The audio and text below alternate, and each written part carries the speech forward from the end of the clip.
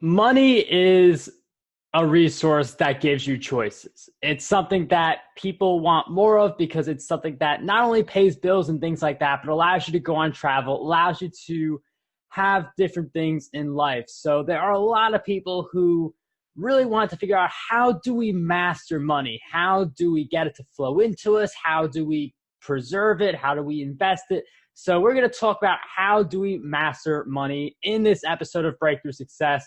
We are joined by a financial empowerment coach, speaker, author, and CEO of Master Your Money Now. She's advised millionaires and multiple six-figure owners, and her Aligned Money Life program has guided hundreds of women on how to completely transform their relationship with money. So our guest who joins us is none other than Melissa Ternes. Melissa, welcome to the show. Thanks for having me, Mark. It's so good to be here. Melissa, I'm so happy to have you on Breakthrough Success. And money mastery is something so important, but I feel like we should first start by, what are some of the common mistakes people make that prevent them from mastering their money? And then we'll talk about, best practices later on. Certainly. And I think some of the number one thing that people miss in mastering money is not realizing that it's never just the money. There's so much more to it than just dollars in and dollars out. And mastering the emotions around money, and then mastering just knowing what your money is. That's the key component in moving forward.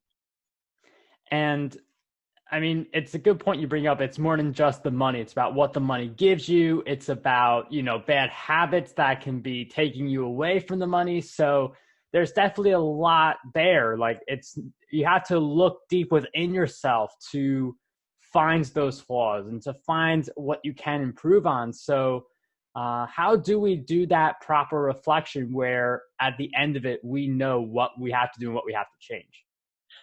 So what I like to say is money touches every area of your life, right? So everything has money attached to it, whether we want to or not, it is. And so when we start looking at the areas of our life that aren't going maybe the way we want them to go, or maybe the areas where we feel guilty or we are in fear around money, that shows us the places to start to look at what's going on so that we can do those things that we really want to do. We can live the life we want to live.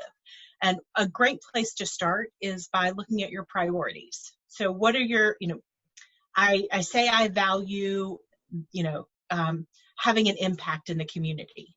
And is my impact, are my priorities in line with that? And as we look at priorities in our money, we start to see places where they're out of alignment. And anytime you're out of alignment with what you want and what you're doing, your money is going to be out of alignment as well. So those are great places to start to look and say, this is what I said I want, but this is what I'm getting. And when those two don't match up, it's the perfect place to start. And that's a great point, to just immediately focus on things that are not matching up. Like, it's one thing to, if you don't have that high expectation, you're not producing that high expectation. But if you have that high expectation, but there's a mismatch, why? And I feel like there are some people who, skill set is definitely a part of it, but mindset is also a very big part of it as well. So, what would you say really makes a successful money mindset for people looking to make more of it? Right. So the successful money mindset is looking inside and realizing, what stories are you telling yourself, right? Because we all kind of grow up, I call them your money story. So we all grow up with this money story of how we've interacted with money, and that impacts what we're doing as an adult. One of the best examples I have is, if as a child you saved money and somebody took it from you, then as an adult, you're likely to burn through your money instead of making more of it, because it just, it's going to go away. So you want it to go away on you. So when you start looking at, okay, what's the story that I'm telling myself, and really examine it, because lots of times we don't think about what we're thinking about. And so when we start thinking about, okay, these two aren't lining up, how do I take that to the next step? And that is, what's the story I'm telling myself, and is it true? And sometimes it may have been true at 15, but it's not true at 25 or 45.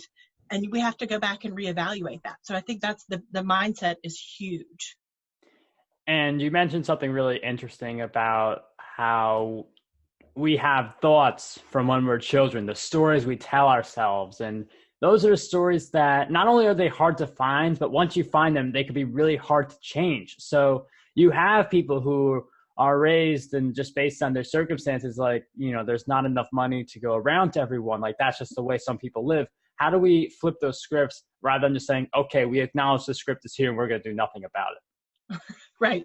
And I think that you've hit spot on. You have to acknowledge it, and then you have to take the steps. And some of those steps are, like if you're like, you do books and YouTube and you do all the stuff. So it may be hiring someone to help walk you through that and to pull out those pieces. Like, I'm sure, when you work with the authors and different people, it is, okay, why aren't you still writing? Or why did you stop writing, or what, and really addressing and having someone hold you accountable when you run into those roadblocks. Because I think the big piece is, once we get to be adults, I like to say there's no principal's office anymore that we have to go to.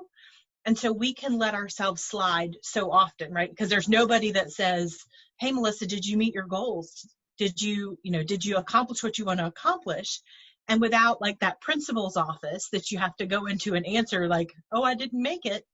Like, as adults, we let ourselves slide. And so finding someone that can hold you accountable and help you walk through those roadblocks, because if you could do it by yourself, you would, right? There's a lucky few percent that can look at it, see it, and charge right on. But then for the vast majority of people, it is finding someone to help hold their hand through that process. I mean, having accountability is going to help anyone, and you do need someone to guide you through a process. I mean, I've hired people like coaches who have helped me. I feel like coaches help a lot because there's someone who is there with you through the process, and they can say, oh, I saw you did this last week. Let's now do this. So there's definitely a benefit to that. But how do we shift from we saw the issues, we addressed them, we rewrote scripts, we have people around us. How do we transition from like knowing stuff and learning new things to the actual money coming in? So I think it is taking that one small step. And what I tell all of my clients is just take one incremental step every day.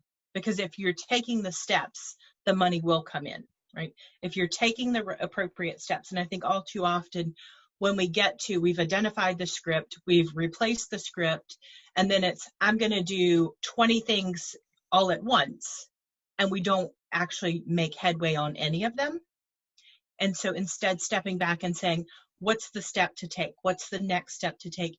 And lots of times those are scary actions. So taking one scary action every day gets you much further than attempting to take 20 and taking none. So one small step every day, and you're moving in the right direction. And it's interesting you mentioned that, the 20 different things and not doing them very well or not doing them at all. And I feel like we are leaning towards that environment where we are trying the 20 different things. So how can we have variety, but not excessive variety? Like some people, they could do 3 to 5 different things well, others just do a bunch of things so how do we like get that right balance? So I think the right balance becomes, what's the one thing I can do today that will move my business forward, right? In a business sense, what's the one thing that I'm going to do that's going to move my business forward? And if I can do 2 or 3 of those, that's great, right? So if I am somebody who can do more than one, great, I'll do more than one. But having it prioritized to say, this action right here. I was just on the phone with a client today and said, what's the action you can take that's going to move you forward in the midst of all that's going on? And it was contacting clients that had said they didn't have time. Well, now they're all home. They've got time.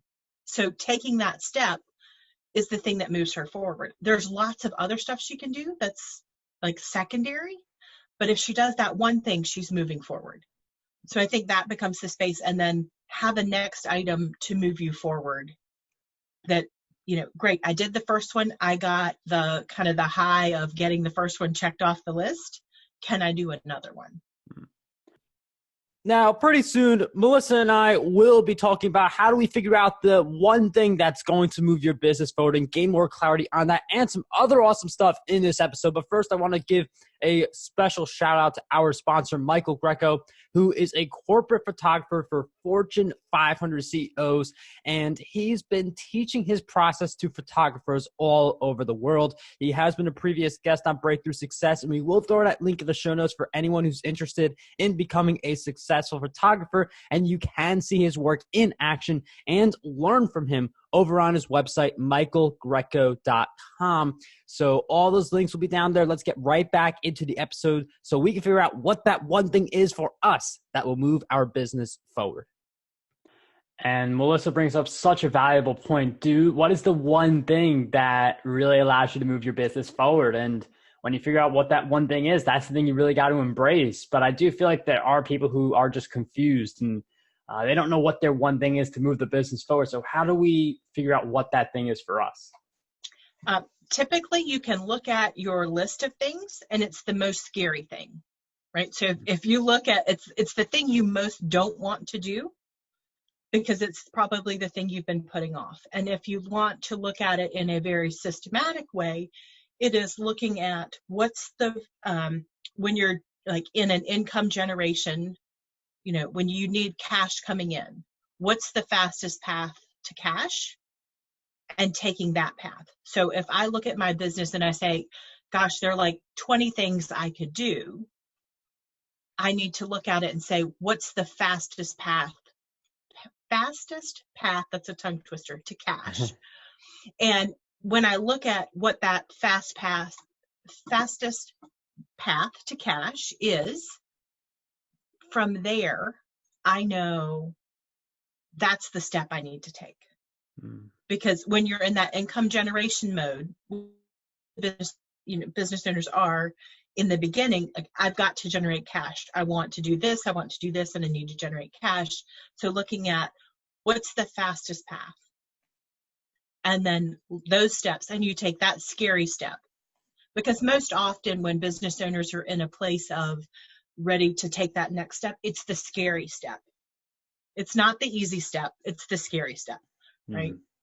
It may be for like some of your clients, it may be, you know, getting on YouTube and really getting started on that. And that's scary to be on video, right? So, but that may be their path. And so it's lots of times if they look for the scary thing, that's going to be the one that is going to move them forward the fastest.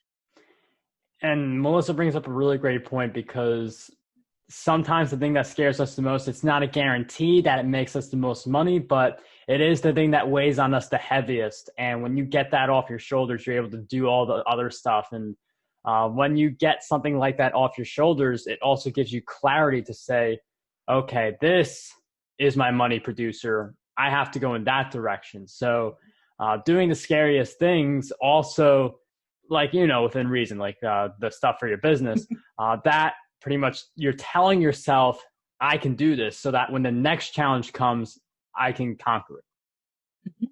And it goes back to the story that you're telling yourself about why it's scary. And, you know, that brings in a lot of the emotion that comes up around money, and that emotion can be a big stopper around money. Yeah. And I do want to chime in a little more on that emotion piece, because emotion can really make us make the wrong decisions when it comes to our money. You're supposed to think logically with it, but, you know, emotions are just always there. No one really thinks logically with it. So how can we not let our emotions take too much control? They're going to take some control, but how can we check ourselves in a sense? And I think when you start looking at your past, right, and decisions you've made in the past that were, you know, when you can look back on them with 20/20 vision, they were bad decisions. You can step back and look at what was going on in that cycle. One of the things I have my clients do is track their money on a daily basis. And then they can look and see, okay, what else was going on today? And was it that I was having a rough day at work? Did I get in a fight with a spouse or a friend? And I see that my money went all sorts of different directions that I wouldn't have normally done. Right? So when you start to take your money and your emotions together, you can start piecing out and saying, okay, when I feel this way, I know that I either go out and, buy shoes, or, I take friends out for meals, whatever it is, everybody kind of has an outlet. And you start to identify, okay, I am having this argument at work, or I know I've got to have this hard conversation with a client. I am preparing myself to know that there may be a poor decision coming, and I'm aware that when I feel this way, this is what happens. And you can start tracking it. I joke about it, but for some of my clients that are couples, right, there's an argument over a credit card bill. Then one of them goes out and shops, and then 30 days later there's another argument. And the shopping is, it is giving, it's called retail therapy, because what happens in our body at that point is when you go out and spend, the dopamine levels in your body raise. So like you're getting a dopamine high, your body's giving you this nice dopamine high. And as soon as you buy whatever it is, the dopamine level drops off, which is where buyer's remorse comes in. So you're on this roller coaster cycle, and you don't know that it's really just your brain asking for another dopamine hit. Is there another way to get that than to go out shopping? And then you're on this cycle and you don't have any idea. So when you start to understand the cycles that are happening, you can like put a pause in there, like, oh, I know this is just my body screaming for another dopamine hit, and it sounds like I really need to go shopping, or I need to purchase this product, or whatever it is. And once you can start identifying, the emotions that are attached to it, how your body feels, you can start making better choices. And most people are like, oh no, just spend less and save more. And it's like, no, there's so much more to the emotional side of it. Yeah, and it's just getting clear on when the emotions strike. I think one of the reasons people get so stuck up with emotions is because they don't know their patterns. Like if you're someone doing retail therapy and you know it, that's part of solving the problem. If you do it without knowing or unconsciously, that's where the issue resides. That's where you find people make the same mistakes over and over again with their money. And just knowing what your outlets are. I mean, hopefully Breakthrough Success is that outlet for you, because that would definitely be very helpful. Another thing that would be really helpful, if you guys liked Melissa and this episode, I do recommend you check her out. So where do we go to keep following your work and journey? Go to masteryourmoneynow.com is the easiest place to find me. There are all the links to social there. And you can even, if you want to chat with me, I love talking money. There's a section in the top right corner where you can book a session to chat with me. We will have that link down below in the show notes. Melissa, thank you so much for joining us on Breakthrough Success. It was a pleasure to have you here today. Thank you, Mark. I appreciate you having me on.